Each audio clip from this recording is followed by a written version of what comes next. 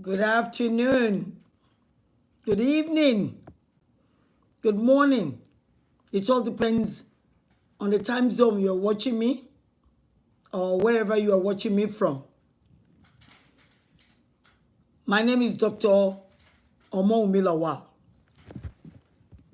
And today is Sunday, the 27th of April.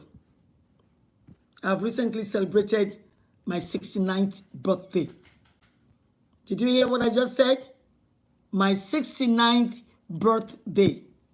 I never expected that I'll be spending my 69th birthday in America. I came here as far back as 1977, and with eagerness, excitement, exhilaration, and a sense of accomplishment, I came to Nigeria. I came to Nigeria because I believe I have something to deliver, something to offer my so-called country at that time. I came with a master's degree. I was in the bank. I worked there for 11 years. I enjoyed my job, but there was no joy in the sense that I was working like a jackass with nothing to show for it. Out of frustration, I decided to come back to US, maybe get my PhD and start lecturing, because my first degree was in education. My master was in public administration with finance as one of my concentrations. I had to return in 1997 after spending 11 years. I hardly got a promotion in 11 years. But that's not where I'm going. I know there are corrupt managers, officers. Some of us started from the lowest rung of the ladder. Even though with a master's degree, I was like a clerk. While some that came with master's degree, that studied abroad, I know one. It came from United States with a master's degree. It was an AGM, and I worked with him. I was what was called OG5 and was an AGM. For me to rise to that level AGM, I will have spent another probably 20 years. But I never got there because I got frustrated and I left. And here I am in America. Fortunately, I obtained that doctorate degree. I've been writing since 2010. My book, or my books, some of my books on Amazon, Amazon.com. But that is not where I am going. Now let me get to the root or the bone of contention today. And the reason why I'm speaking in English today, even though I love to speak my indigenous language, Yoruba, what I'm trying to say today is not just for my Yoruba family. I'm calling my Igbo friends, Igbo nationals, Edo nationals, Benue nationals, and every other extraction in that contraption we call Nigeria. Yes, it is a contraption. Those of you that are still agitating for a better Nigeria, you are wasting your time, oh. I hate to say you are wasting your life.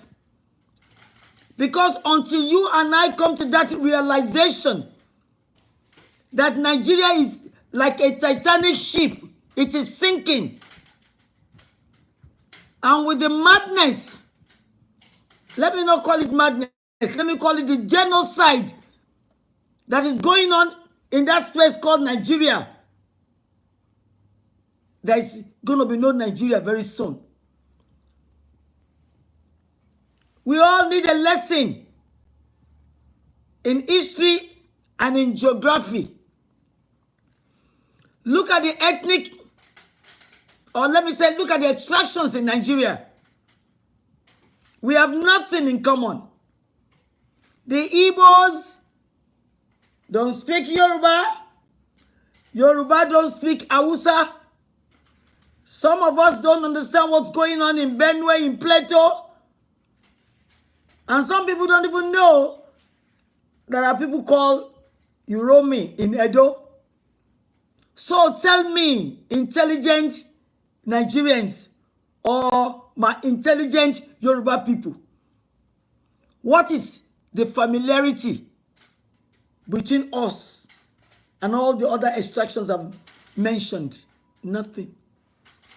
There's nothing in common except that we call ourselves Nigerians by the forceful evil hands of manipulation of the British, who believe that they have conquered their slaves, and they call us colony of the British.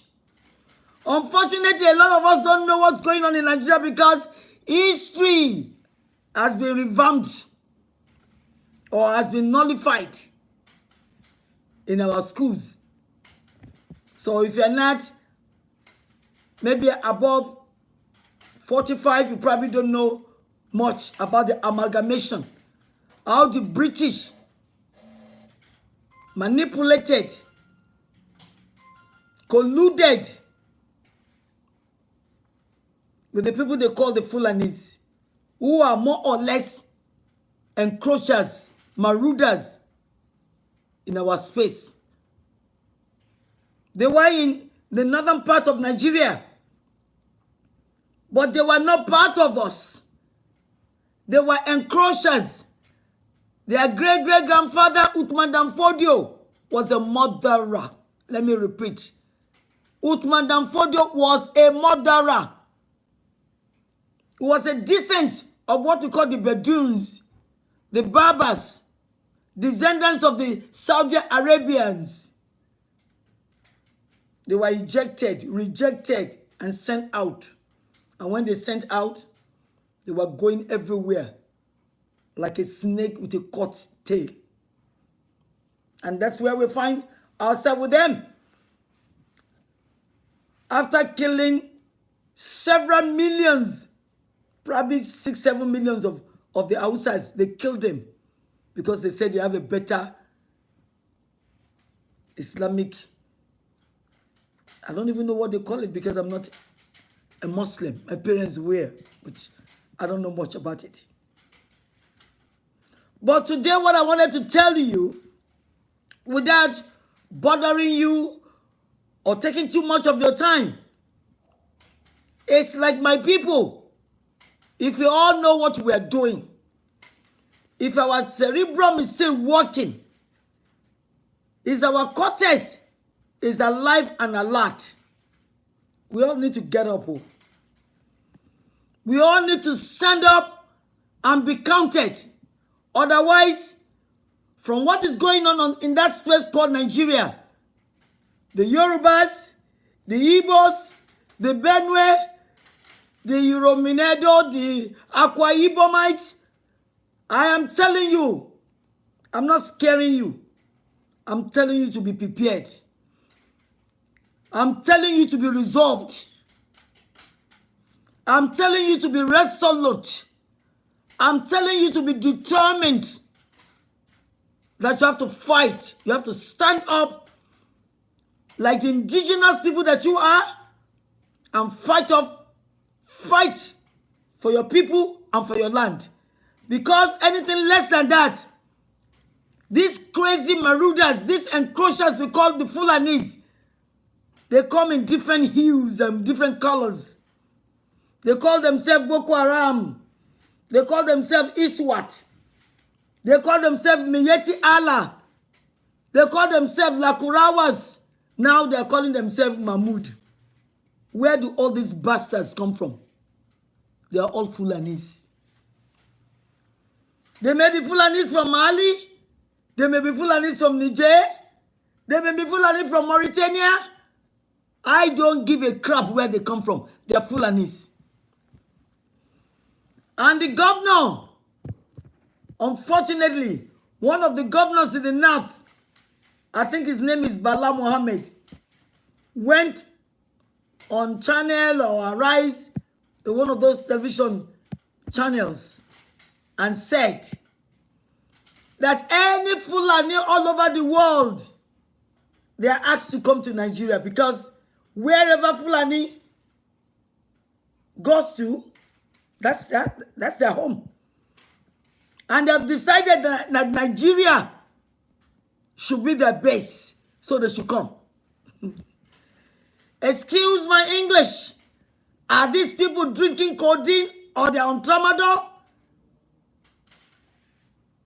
Fulani from Mauritania, from Libya, from Mali will just surface and just come to Nigeria and assume that Nigeria is their country. Who does that? Are the other ethnic extractions in that space called Nigeria, are we stupid? Are we crazy? Are we dumb? Are we in coma? Are we on tramadol or codeine? Or are we smoking cocaine? Does anybody can just come on our turf and say this a Nigerian, even though we do not belong to one another. We do not understand each other. Nothing in common. There's nothing homogeneous about us. We don't speak the same language, oh. We don't have the same culture or traditions, oh. Our moral ethos are far different. Like East is as far from the West. That's what even the God says. And yet, these greedy manipulators called the British had the effrontery, the audacity, the wickedness to force those in the south, even those in the south, is not one nation. I have just told you the Igbos, the Yorubas, the Edos, the Akwa Iboms, they're all in the south. That's about 5 different nations that do not understand one another. They were forced to join with the North. And at that time, everybody thought the Northerners were the outsiders. We were mistaken. It was a gross mistake. It took us too long to realize that the Fulanese are not part of the outsiders. They are a nation unto themselves. And the outsiders are also a different people. But for some reason, they have encapsulated, they have intimidated, they have oppressed the outsiders to the point that the Fulanese are more or less like a captor. They felt like they have captured the Hausas, and like the Hausas are like their slaves. The Hausas can't fight back because they're not wild and crazy and mad like the Fulani, who are bloodthirsty. They are bloodthirsty people. They are beasts of no gender. But I'm not blaming the Fulani too.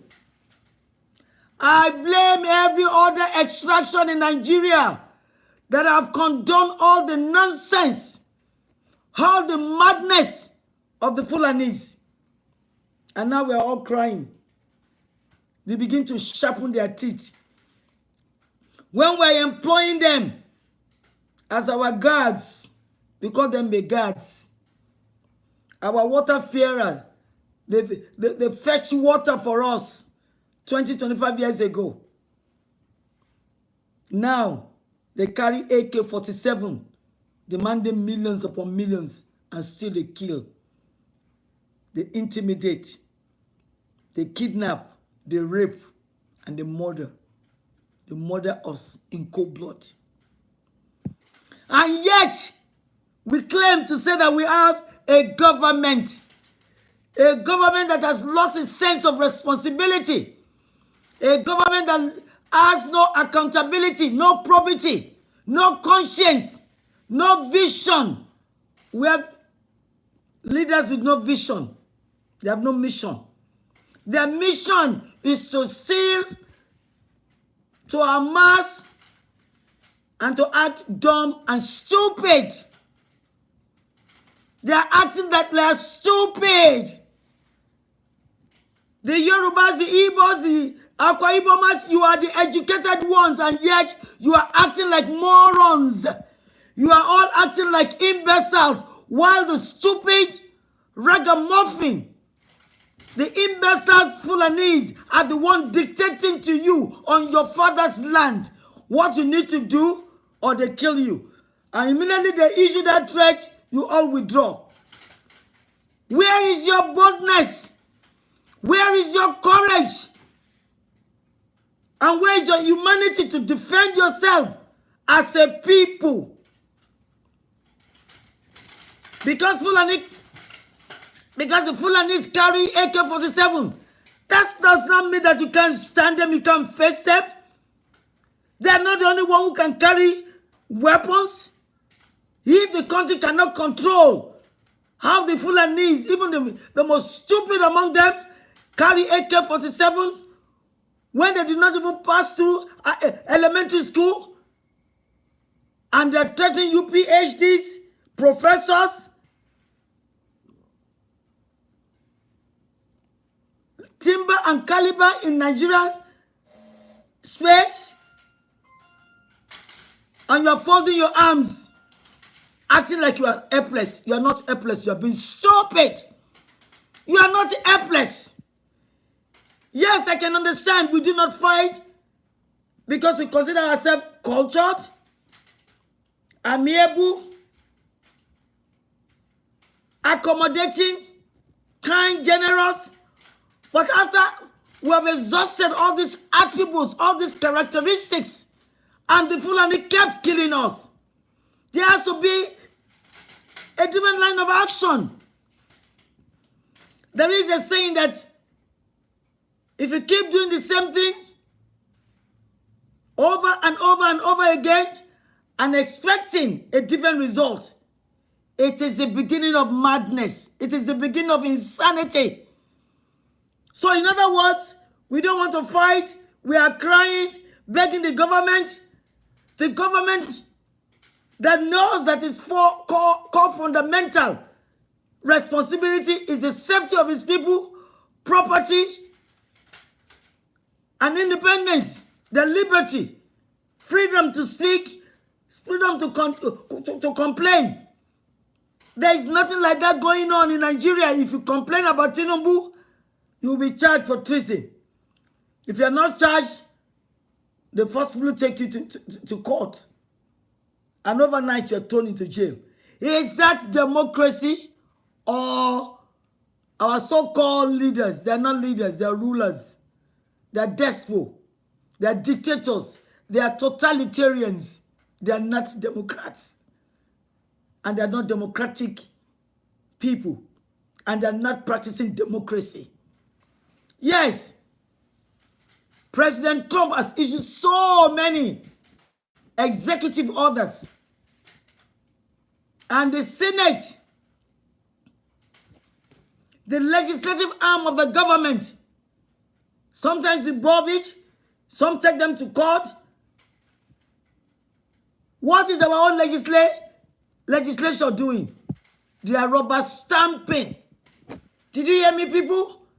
Our legislators, our senators are rubber stamping what the executive arm of the government is doing. And they're supposed to be independent arms of the government. There are three arms. The executive, in which the President Tinubu is occupying. The legislature that consists of two bodies. The House of Representatives is bicameral. House of Representatives are the Senate. The Senate being the higher body. And then the judiciary. All of these have conspired. My people. All of these three arms have conspired. There's no distinction between the three of them. They have all conspired to do whatever the executive desires. And that is, they have all become boy. They are now boy for Baba Tinubu, for Jagaban. They have educated, functional illiterate. A miseducated moron. A man without any sense of heritage, sense of history, sense of leadership, and no sense of governance except to loot, steal, to amass the wealth of a nation, the wealth of a people for his own. All Baba Tinubu knows, all Jagaban, what he knows is the accumulation of ungodly wealth. The wealth that belongs to over 100 million. Jagaban wants to arrogate it to himself and his family. And you think that is government. That is governance. That is responsibility. That is probity. That is integrity. Baba Tinubu has no integrity. If he has any before he became president, he has lost it. He has lost it. He has no honesty, no accountability, no probity, no decency, and no humanity. Baba Tinubu has thrown all caution, all decency to the wind. He has sown the wind. President Ahmed Bola Adekunle Tinubu, you are going to reap the wild wind. My people, in the last 3 days or so, I've been sitting put, watching the video of this young man called Ibrahim Traore. Ibrahim Traore came to power through a coup because the previous head of the government of Burkina Faso also came through a coup, Dibia or Dimibia. But the country felt like he got there too and he wanted to start acting like Baba Tinubu, like Jagaban. For 8 months, he wasn't doing much. 8 months! Just 8 months. That was when another coup took place that brought this young man. Ibrahim Traore was only 34 years old as a captain in the army. As a captain, he has the boldness. He has the spine to become the president. Not that I agree with military, but in this situation, it's a different ball game. Ibrahim Traore is a Muslim, but Ibrahim Traore knows that there are jihadists or Islam fundamentalists. As far as I'm concerned, I call them crazy Muslims. Muslims that believe that if you're not a Muslim, you are not a human being and they're ready to kill. Traore understands. He understands. He knows that the Ajis are the crazy Muslims among them. And he said it with his full chest that he will not allow them to railroad his government. Ibrahim is only 34 when he took office as a president. Just suppose that with Baba Tinubu, who had been 8 years as a governor, who had been 8 years or so as a senator. He cannot run a nation the way Ibrahim Traore is running Burkina Faso. Burkina Faso did not buy a plane for 100 million, no. Burkina Faso did not. That is, Traore did not buy a yacht because he became president. He did not go in a convoy of 15, 20 cars. He's seen in his Toyota. And then a security guard will be maybe right and left of him. And probably another car following him. And there are many times Ibrahim Traore has single-handedly gone out to come and meet few poor people. Poor! How many poor people has Jagaban or even the governor gone to his or her home to come and speak to them? And they say that the head, they are figureheads. They are figureheads, my people. They are not in touch with their people. Baba Tinubu doesn't give a crap about anybody except himself. Baba Tinubu has gone out of Nigeria 39 times. What is he looking for? Help me ask him.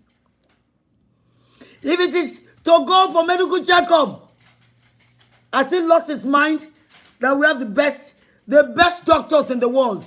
How come he cannot build a standard hospital and ask these doctors to come home and take care of him and our people? How come he did not go to any states in Nigeria? He has to travel out every time with Nigeria plane, with the fuel that has become so unavailable to the common man. Baba Tinubu is just wasting our resources like a prodigal son, a prodigal man, a man without common sense. Ibrahim Traore refused to collect the salary of a president. He wanted to continue to collect his post as a captain's salary. Captain. That's the president of Burkina Faso. A man was ready to sacrifice his own life, if possible, for his people. Baba Tinubu, Jagaban, Bola Ahmed, are you ready to sacrifice anything for your people? Since you say you love Nigeria, are you ready to damn the consequence and do what is courageous? Divide Nigeria so that everybody can go to their father's land. So that everybody can develop at their own pace. They can decide to rule themselves the way they want. Fulani wants to kill, let them go and kill their people. Why should Fulani come all the way from Bauchi, Adamawa, and come to Ogun State, and come to Osun, and come to Ondo to come and kill other people who are not part of their other people? If they want to kill, well, maybe there are too many Fulanis. Let them start killing themselves. It is okay for them. Let them kill themselves. How come they choose to come to other people's land and start killing them? Because they have an agenda. They are not just killing wantonly. It is a genocide. It is called ethnic cleansing. So that at the end of the day, when they have killed enough, they can occupy the people's land. The land that does not belong to them. Mr. President of Nigeria, Burkina Faso is half your age. When we take his age out of your age, there's still 22 years in remainder. Ibrahim Traore is only 36 now. If you multiply that by 2, that will give us 72. Baba Tinubu, you're already 90. You are already 90. That is an additional 18 years after we double Traore's age. But the wisdom that Traore exemplifies is like he's a 90-year-old man. Humble, intelligent, wise, and godly.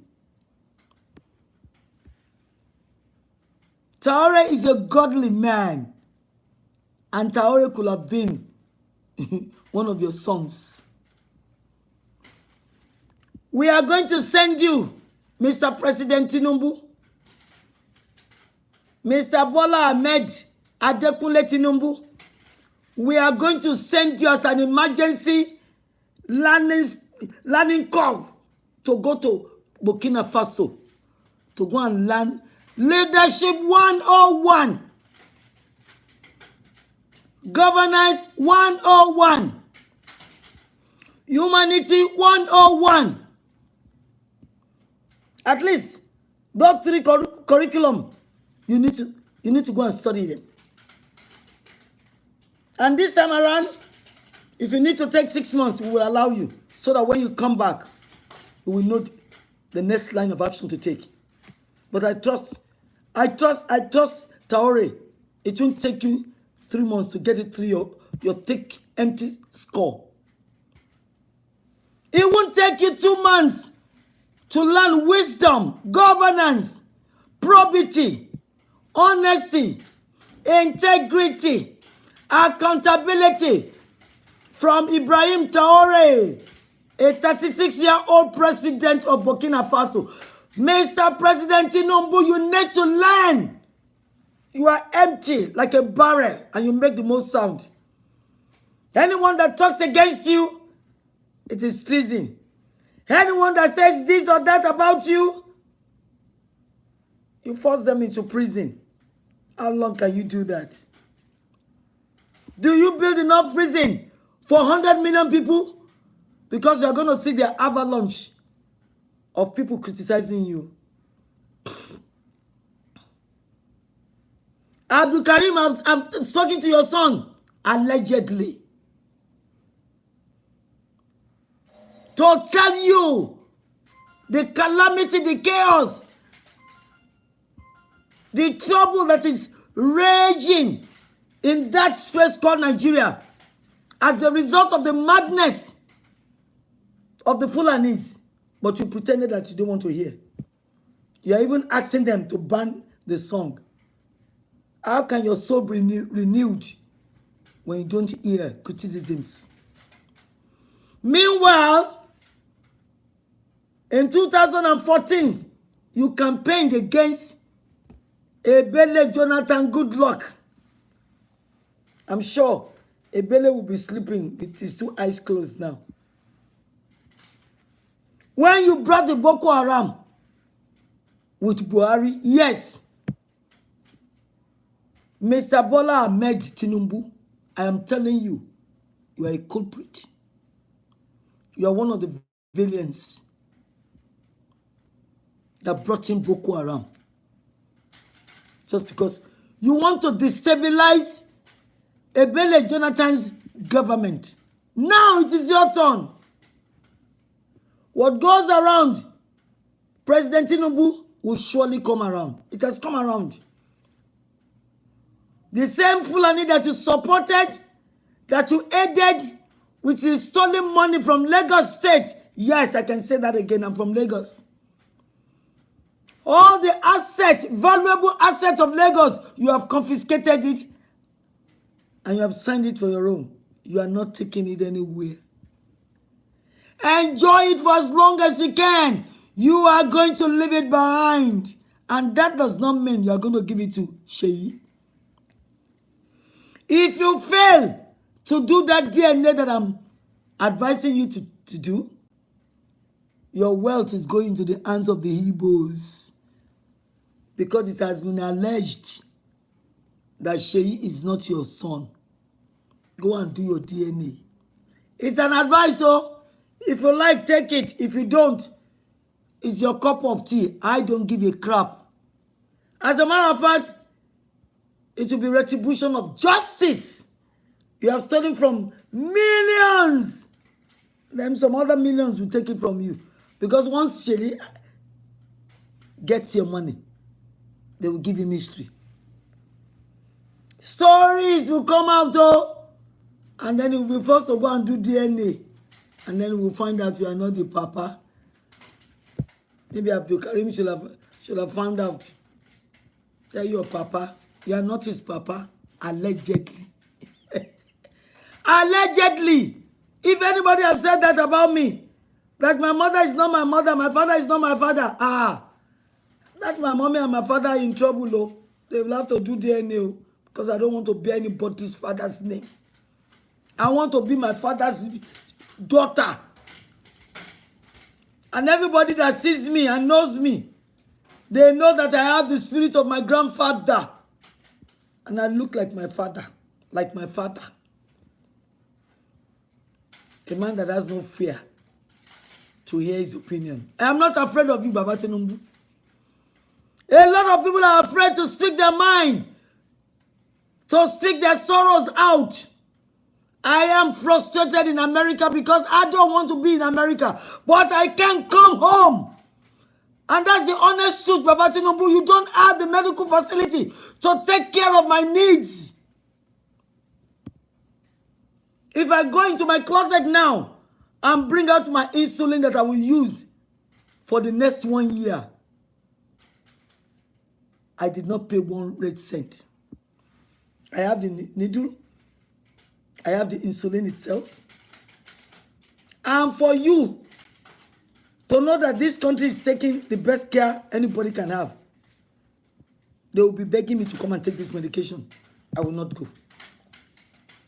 Why didn't I go?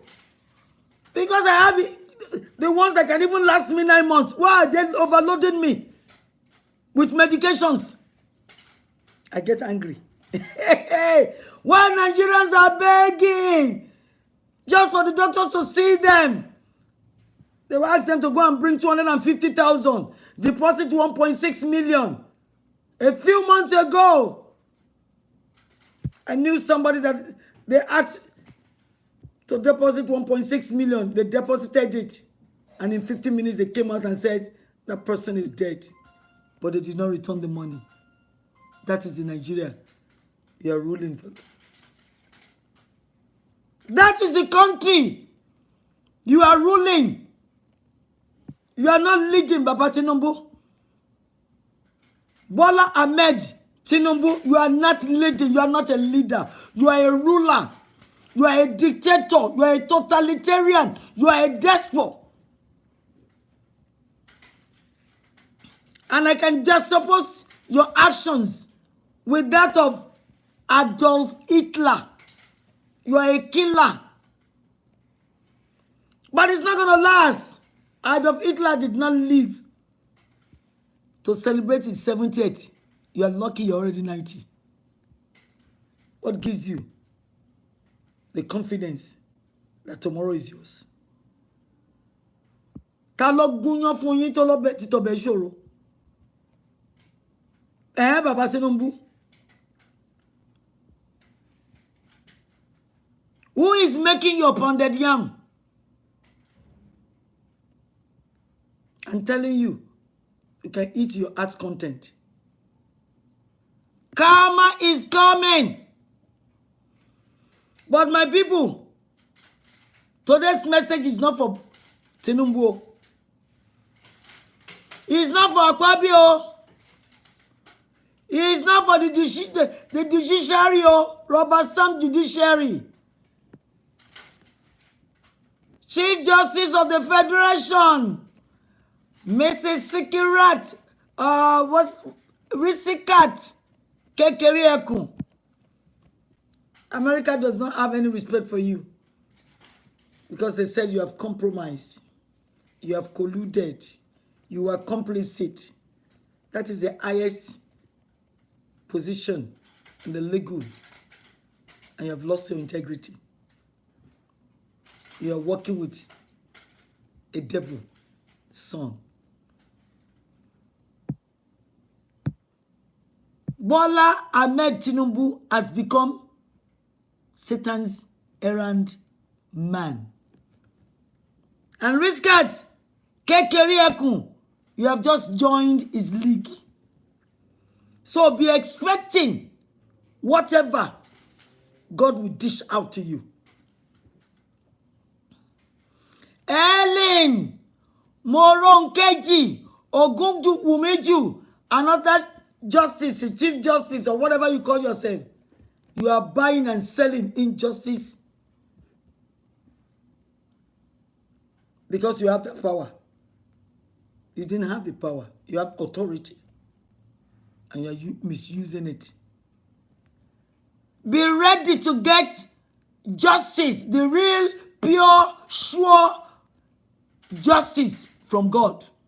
Because that's the only man that would dispense justice without fear of favor.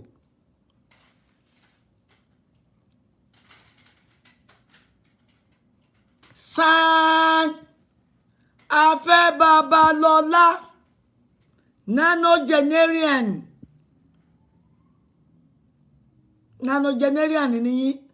at 95, you have lost your integrity. You have built a law, a legal career for over 60, 65 years. But at the end of the day, it is tainted.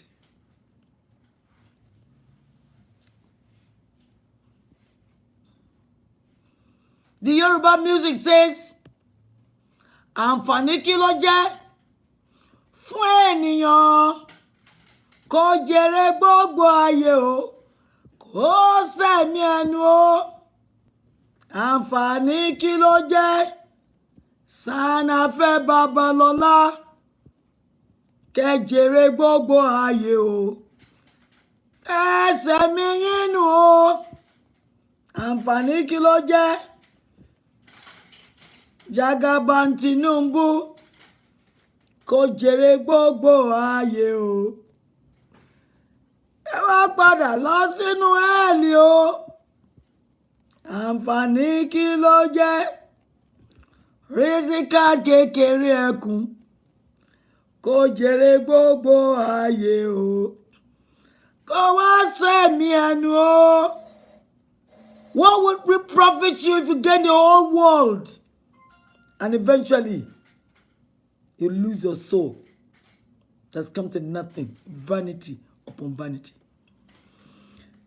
That being said, my today's message is for you, my friends, in Igbo extraction.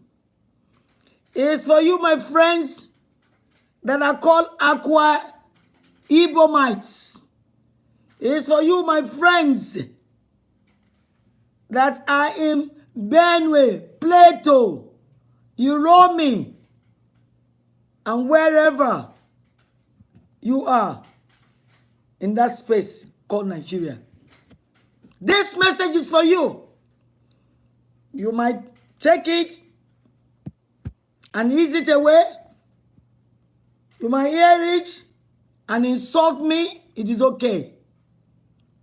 Because when you are faced with a calamity, with a chaos like we do, you are going to be getting goosebumps. But I don't care. My truth has to be said. My truth has to be said.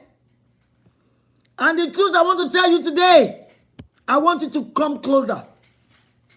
Come closer and listen to me. Oh. You are wasting your time waiting for President Bola Ahmed Adekunle Tinubu to come and provide security. Is not going to give it.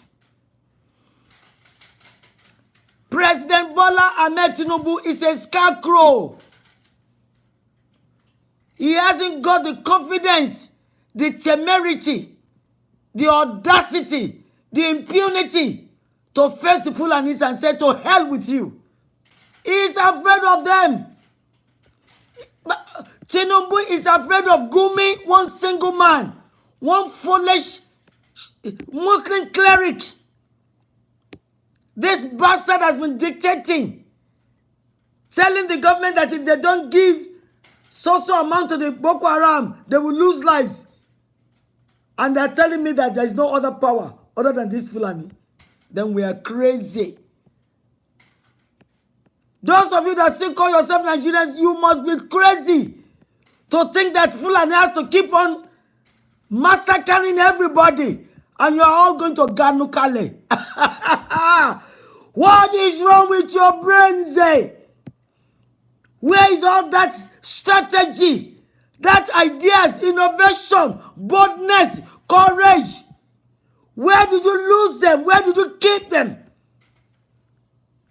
Are you not on your father's lands? Have you lost your heritage? Have you lost your dignity as a people? My Yoruba people, you better wake up. If you think Fulani has killed enough, it is a lie. Oh. Fulani is ready to wipe out the entire Yoruba extraction. And that means we're talking about 60 million. They don't care.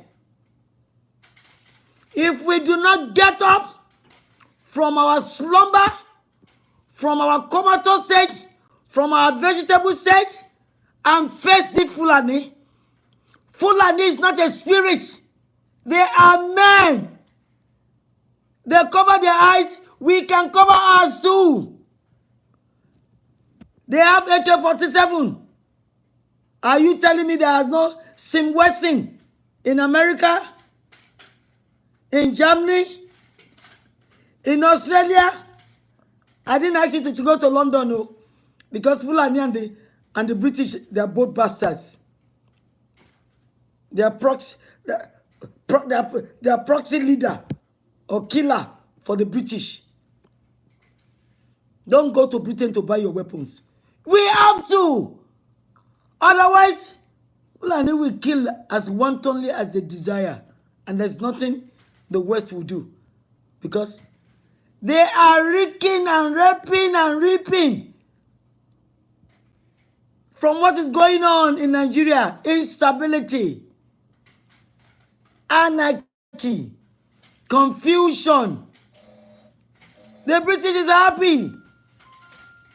They can keep on drinking your oil. Destabilizing. Shaguri already have Lagos Beach. Who sold it? Ahmed Bola Tinubu, a non-indigene of Lagos State. He has sold the bar beach of Lagos that was once free for every Lagosians. What a bastard of a man. What a bastard of a ruler, selling his own heritage. The foundation is rotting. What can the righteous do? We have to fight. And if we refuse to fight, let me tell you, you will wake up one day and you realize that you have all become slaves. You were once third-class citizens. Now you become original slaves of the Fulanis. You better wake up and smell the coffee.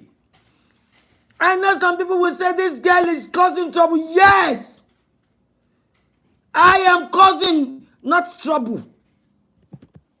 I'm causing calamity. Calamity in the space that want to dissolve everybody. That wants to obliterate everybody except themselves. If we allow Fulani to keep on killing, they will obliterate every other extractions in that space called Nigeria. They want to take everybody's land and Islamize the country. But we have some stupid Muslims, especially among we the Yorubas. We support, is it not what Oluwa of Iwo is saying? Is it not what Mufti is saying? He's supposedly is a Yoruba, saying that it's okay to bring Sharia so that they can cut the fingers and the legs of your children when they stop pencil in school. You have not seen anything, no? You will think this lady is crazy. Yes! I am more than crazy. I am mad. I am extremely mad. That's as bold as we are, as intelligent as we claim to be. We will allow morons like the Fulanis, imbeciles. The only thing that Fulani specializes in is wickedness, anarchy, control, subjugation, intimidation, and murdering and kidnapping. That's what they specialize in. And we're going to watch them. We must be crazy. You better get up, my Igbo friends. My Yoruba in Edo, you better get up. My Delta people, my Bayelsa people, get up.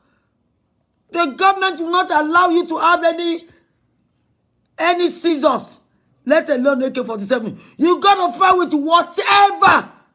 Whatever you can lay your hands on, you have to fight Fulani to a standstill. Otherwise, you are dead meat. You will become their suya, and they'll be laughing. They have their backings. Turkey is backing them. Saudi Arabia doesn't mind because they call themselves brothers. Iran will go along with them. And definitely, Britain is their godfather. If America knows how to catch him, it will do the same. So don't let us look anywhere. We have to look inward. We call ourselves brilliant. We call ourselves sophisticated. We call ourselves educated. But some of our elites are miseducated elite. Some of them are functional illiterates, but they went to school. I do not know what they learned from school. What did they learn? Only to steal with their pens. That's all. Some of them have this law degree. They cannot even defend the useless amalgamation that has expired over 11 years ago. And they called themselves, and they gave them sand. They need to put the D behind the hen. Make it sand. Make it sand, because their cerebrum is nothing now, but it's full of mulch and sand. So their brains is polluted. Polluted. Congealed. Contaminated. They can't reason right. They don't mind if the amalgamation goes for the next 100 years again. These are bastards called lawyers. What side of law do they study? That amalgamation is supposed to last 100. The Northern Protectorate and Southern Protectorate has been joined together forcefully, manipulatively, in the last 111 years. And we have lawyers. We don't have lawyers. We just have screamers. They scream with nonsense, with their cacophony nonsense. If they're lawyers, they should have started writing the briefs or the bill as far back as 2013. So that by 2014, debate will be going on in both houses. But no, they were happy that they're still slaves under Fulani. Bastards. Bastards! You have sold your birthright like Esau did. Esau sold his birthright. And that's why today, it is the children of Jacob that are the 12 kingdoms in Israel. If you lose your birthright to Fulani, you will never be what God calls you to be, that you be. And that's why you must get up and fight until only one man is standing. We will have to fight. I don't care. The Bible tells me in Luke, I think chapter 22. I'm going to look at it again. I want to look at my Bible before I give you where I found it. I know it's in Luke. Wait for me, wait. Don't go anywhere. Don't turn off. I'm looking it for you. Okay. Yes, I got it now. Luke chapter 22. Luke chapter 22, and I'm going to read it out so that you will know that I'm reading it from the Bible. Look at my Bible. Yes. Luke chapter 22. And what verse? Yes, I got it. I got it, my friends. It says here. Yes. Luke chapter 22, verse 36. And it reads, Then said he unto them, that is Jesus Christ talking now. If you have a Bible and you go to Luke chapter 22, verse 36, you will see that it's written in red. Any verse that is written in red, that is the utterance of Jesus Christ. And this is what he said. He said, But now, he that had a purse, let him take it. And likewise is scrip, and he that hath no sword, let him sell his garment and buy one. Did you see that? I intentionally read it. Verse, let me start from 35. And he said unto them, When I sent you without purse and scrip and shoes, lack ye anything? And they said, Nothing. Jesus here is telling his disciples, when I first of all sent you out to go out and preach the gospel, and I asked you not to take your purse, your bag, your shoes, did you lack anything? And they said, No, we didn't lack anything. But then, in verse 36, it now said, Then said he unto them, But now, Jesus ló ń sọ̀rọ̀ yo, my friends. This is Jesus now talking again. After he has asked his disciples if they lacked anything, the first time he sent them out, and they said no. And he said, But now, that means that was then. That was then, my friends.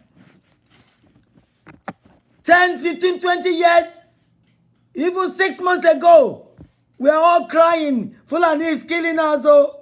But now, he that has no sword, let him sell his garment and buy one. I didn't write it. So, my friends, my Igbo friends, my Akwa Ibomites, you roll me in Edo, the Benue, the Plateau, the Jos, wherever you are coming from, if you are not a Fulani, go sell your garments and get a sword. A sword is meant as a means of protection. I don't care what your DSS says. After all, T.Y. Danjuma says everybody will have to protect himself or herself. DSS says they don't have enough servicemen, so you have to take care of yourself. In other words, they're telling you, we have failed in our core responsibility. Take the law into your hand. That's what they're saying. And that's supposed to be a country. Is that a country or a kangaroo forest, say? And that is exactly what the Fulani is turning the whole Nigeria into. Kangaroo forests. By the time they finish, we'll be back to 14th century. That is, if you sit down and Gano see. They want to turn this country, that country, into a forest, into a 14th century nonsense. So that you all can look like crazy people. When other people are going to the moon and living on Mars, Nigeria is still crying. We are hungry. No water, no school, no hospital. And we say we have a government. We have bastards. Bastards that are rulers and dictators and wicked, genocidal, spirited people. Bastards. They have colluded with Fulanis. They have conspired with them. They have stolen our assets. Go to Burkina Faso and see what a 36-year-old soldier boy has done within the last 2.5 years. You all have not done it in 40 years. Traore has only gone there 2 years since October. Yeah, 2022. It's just going to be 3 years this October. That means he has only spent 2.5 years. But what he has done in 2.5 years. What he has done in 2.5 years. Buhari did not do it in 8 years. Bola Ahmed Tinubu, you have not even scrapped the tip of the iceberg. You're all crazy. So my Igbo people, my Yoruba Edo people, my Benue people, my Jos people, my Plateau people, my Akwaba Ibom people, you better get up. Come out of your coma. Arise and fight back. Fight back for your land. Fight back for your people. And let Fulani know they are nothing but mere mortals. If we don't do that, they will kill one only and drink your blood, because they drink blood. They drink blood. They will cut you to pieces. They have done that in Kwara and sold or eat. I don't know. So, in other words, they could be cannibals also. So get up, my friends. I spoke to you today in English so that you can all understand what I'm saying. There's a war in our space, and we have to fight. If you say you are not going to fight, then be prepared to die. But if you fight, the mighty hands of God will support you. Because that is exactly what God did with the Israelites when they were fighting the Amorites, who seemed to be overpowering them. God supported the Israelites.